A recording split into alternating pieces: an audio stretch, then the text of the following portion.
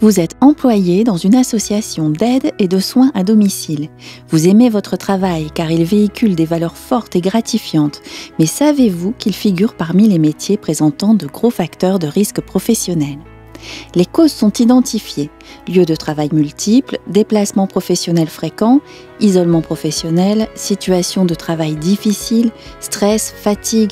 Toutes ces situations isolées ou cumulées sont des facteurs de risque qui peuvent entraîner petits et gros tracas allant d'une simple douleur ou arrêt maladie à l'accident du travail, voire à l'inaptitude professionnelle.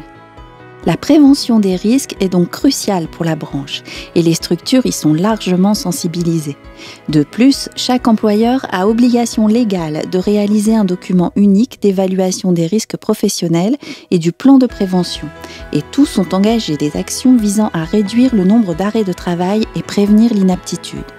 Les partenaires extérieurs, en particulier les médecins du travail, jouent un rôle important dans la définition des priorités d'action. Les représentants du personnel, notamment le CHSCT, Comité d'hygiène, de sécurité et des conditions de travail, sont aussi partie prenante dans la démarche globale de prévention. Au-delà du cadre légal, il est de l'intérêt de tous de maintenir son capital santé.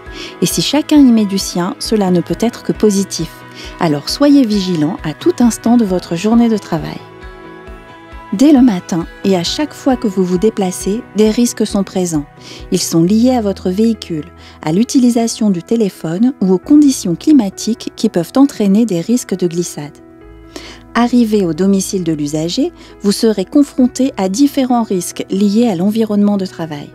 Soyez toujours vigilant aux contaminations, qu'elles soient chimiques ou biologiques. Les brûlures sont fréquentes, méfiez-vous de la cafetière ou du fer à repasser, du four ou des plaques chauffantes restées en marche. Attention au réseau électrique qui peut être absent, endommagé ou dont les fils seraient dénudés. Le bruit de certains appareils peut être également un facteur de pénibilité. Des contraintes physiques marquées peuvent aussi faire partie du quotidien.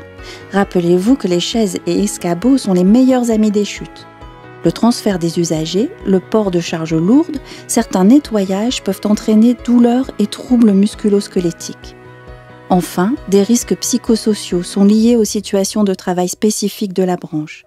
La détresse de certains usagers peut se manifester sous forme de violence et les rythmes de travail peuvent s'avérer stressants sur le long terme. Face aux situations spécifiques des métiers de la branche et soucieux d'accompagner au mieux les salariés, les représentants des organisations d'employeurs et des organisations syndicales de salariés de votre branche professionnelle, le ministère en charge de l'emploi et de la formation professionnelle et Uniformation ont créé des outils adaptés à destination des employeurs. Ils les aident à mettre en place une véritable démarche de prévention des risques et à engager les formations nécessaires auprès de l'ensemble du personnel pour sa bonne mise en œuvre. Votre employeur est le mieux placé pour vous informer et prévenir le risque professionnel.